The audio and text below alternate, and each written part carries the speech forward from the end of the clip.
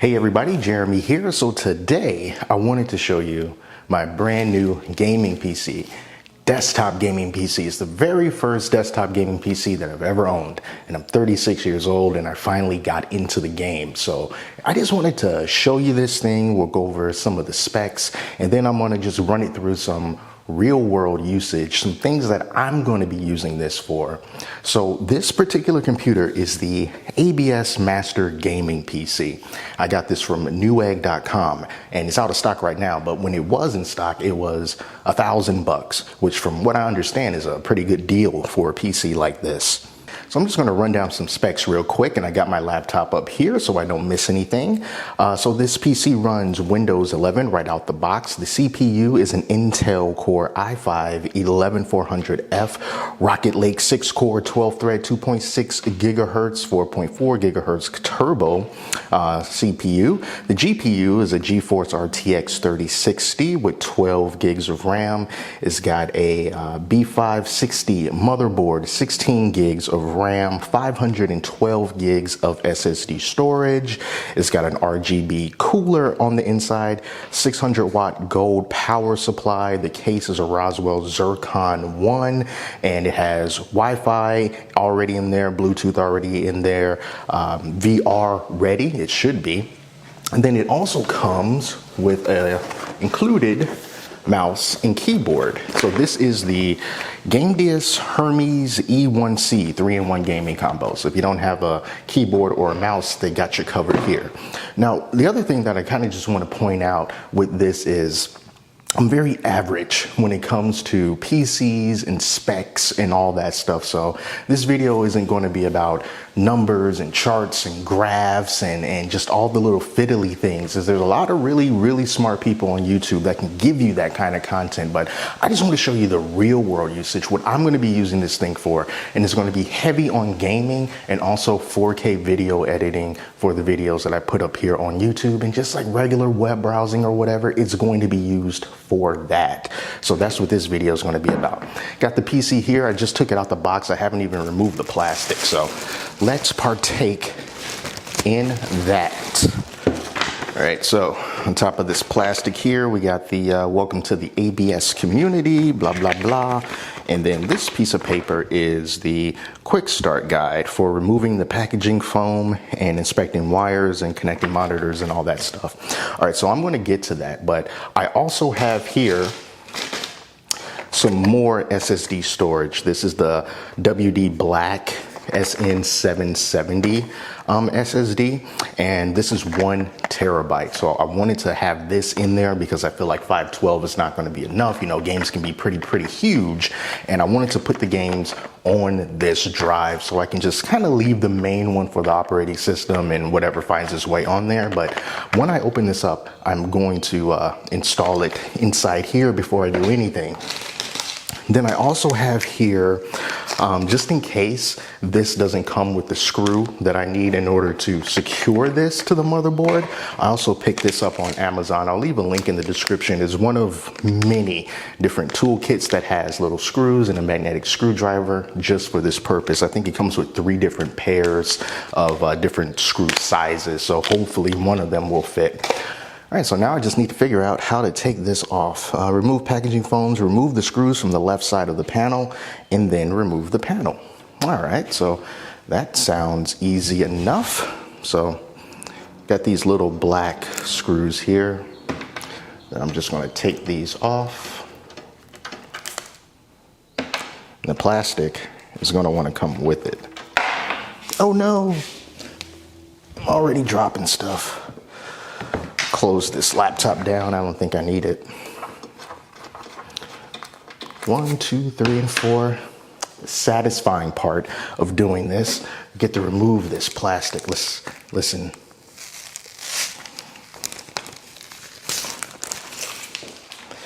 All right, so this just comes right off. It's got some more plastic on that side and packaging material.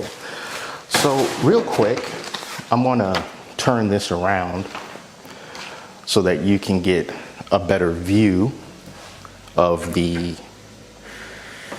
inside. Check that out. I'm gonna do the same. So good stuff here. All right, we got a fan right there. We got another fan right here. Here are the RAM slots. And the thing about the RAM slot is when I was looking at different pictures of this thing, I thought that one of the RAM slots was going to be blocked by this fan. But now, as I look at it more closely, it really doesn't look like that's the case. Yeah, so it doesn't look like that RAM slot is blocked. So I will be able to add more RAM into that whenever I want. This right there is the GPU, and I'm going to be adding the SSD, which I believe should be like right there. Let's see if you can see like where my finger is. It's kind of like right under the GPU. There's like a battery right there, and I think that goes right there. All right, so let's install this SSD. Just taking it out of the packaging here. I want you guys to get a look at that. This is what it looks like here. All right, so that's our storage. All right, so I got it in there. As you can see, you can probably see that. It's flapping a little bit there. So now I got that little screw down in there. So now that is nice and secure. Got the SSD plugged in there. So now I'm gonna take the case or the lid that's on it. In fact, there's plastic still. I'm gonna take this plastic off. I really do have an appreciation for people who work on PCs and stuff like this all day, because even something as simple as putting in that SSD, if someone has bigger hands than mine, I can see how that can be kind of fiddly. Cool, so we got everything. So this is the top of the PC. Move this thing out of the way. And you see here are the different connectors that we have. This is USB 3.0. We got two of those here. Reset button, power button, and headphones, microphones, and USB 2.0, and a button for the LED lights. So here are the ports on the back. Looks like a couple of USBs, display port, HDMI, USB 3.0, USB-C, more USB 3.0s, Ethernet. I'm guessing that these little gold-plated thingies here are for Wi-Fi adapters, possibly. And then down here for some speakers if you want to hook things up to it. And then way down here, like underneath, let me see if you can see that. So right down here, that's HDMI. And then you got these other three slots right here. I got to be honest with you, I'm not too sure what those are. I don't think all three of these are HDMI, but I'll need to figure that out. But if you know what they are, hey, you got them. And then of course the power plug is down at the bottom. So yeah, that's the very unprofessional look at all the buttons and functions and stuff. But I need to take this upstairs so I can plug it in, get some games installed, and see how this thing actually performs. So one of the first games that I wanted to try out with this new PC is Lost Ark.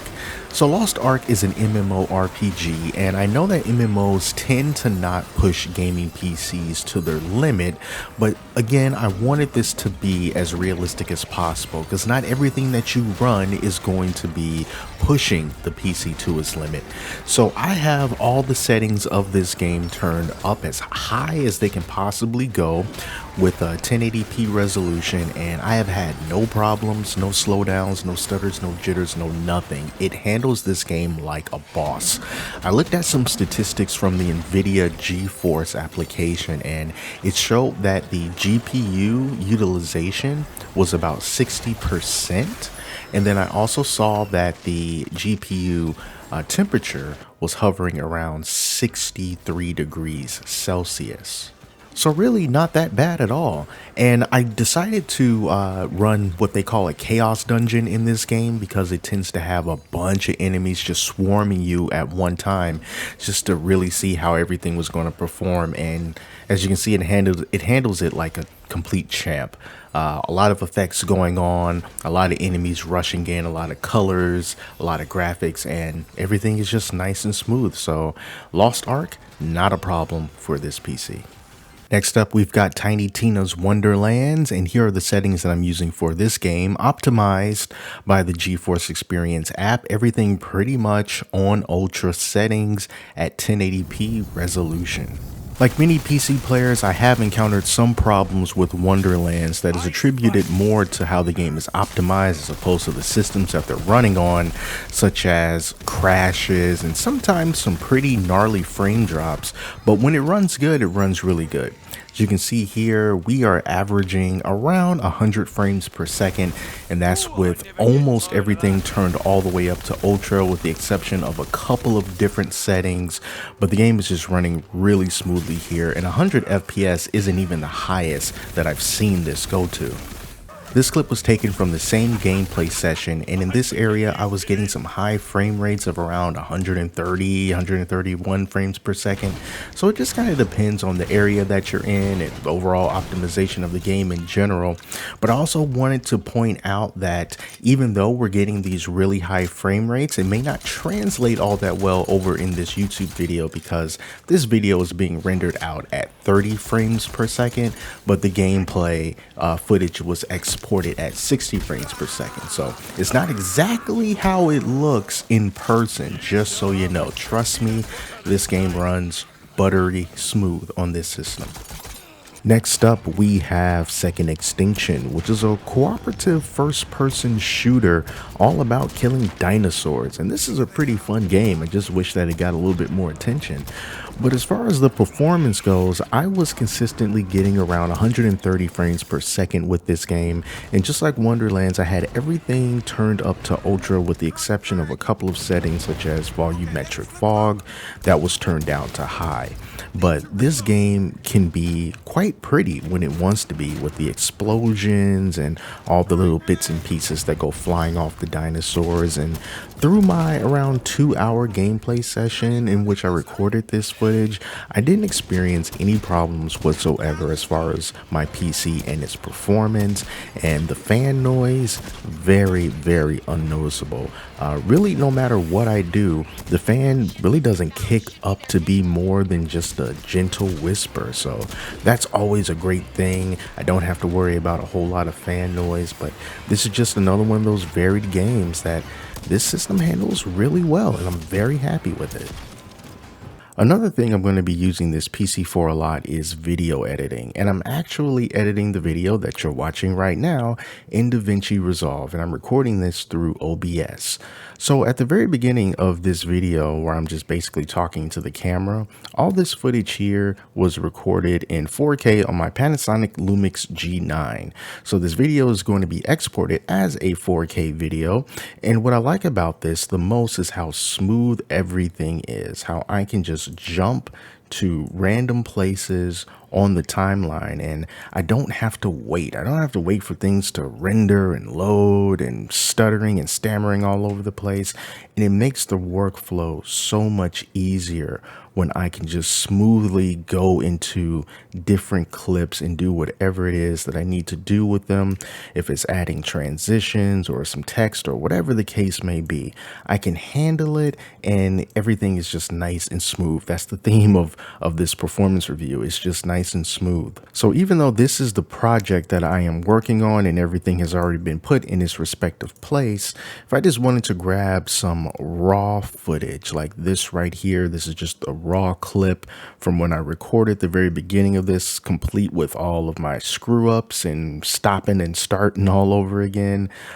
Just throwing this on the timeline straight from the media pool, I get the same effect here. I get the same effect, how everything, once I start playing it, I don't really have to wait at all, and everything is just nice and smooth. I'm looking through this and I'm like, okay, I got to cut that part out, cut this part out, moving this around, moving that around. I start right here, trying to put in that SSD. My head is in the way, and I can just quickly just move to a better portion of the video so that I can edit it.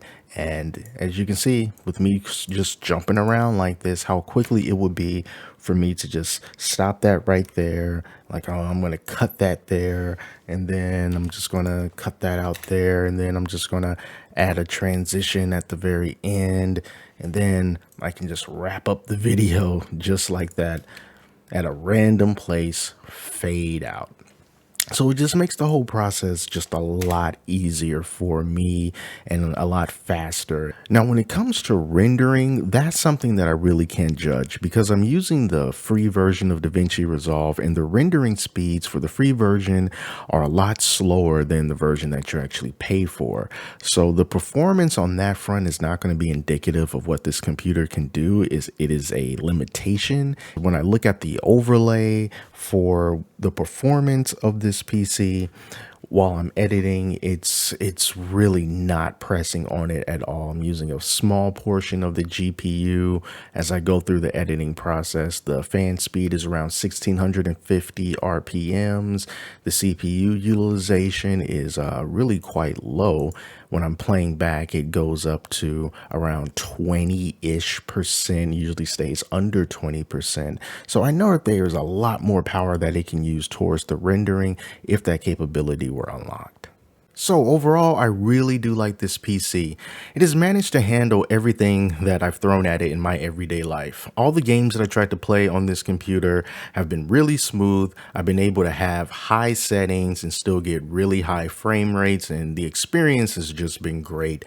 For my video editing, I love the fact that I can just jump around the timeline and not have to worry about the software trying to catch up or the hardware bogging down. I love to just smoothly go through the process and not have to worry about the technical limitations.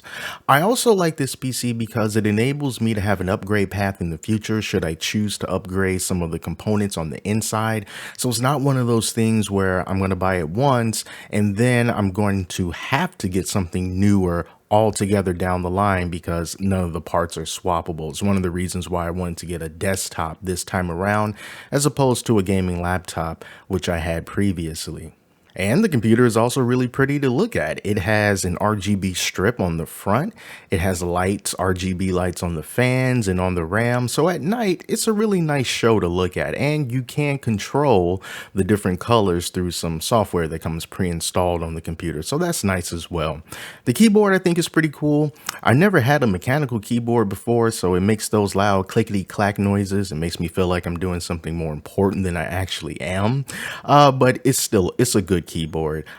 You can also control the lights on that as well. The mouse that comes with this computer as part of the bundle, it's a wired mouse. It's really nothing too special. It's still an RGB mouse. It's got a couple extra buttons on the side that you can customize to whatever you want. But I'm still going to be using a wireless mouse just so I can cut down on the amount of wires that I can see going onto my desk. But if you are just a regular normal person and you want yourself a gaming PC and you don't want to deal with all of the confusing components and numbers and charts and graphs and all that stuff, I think that it's a pretty safe bet if you go with this particular unit. Hopefully you can get it for around the same price, if not cheaper, that I got this for, but overall I still think it's a great deal. So thank you all so much for watching. Till next time, I'm Jeremy. I'll talk to you later.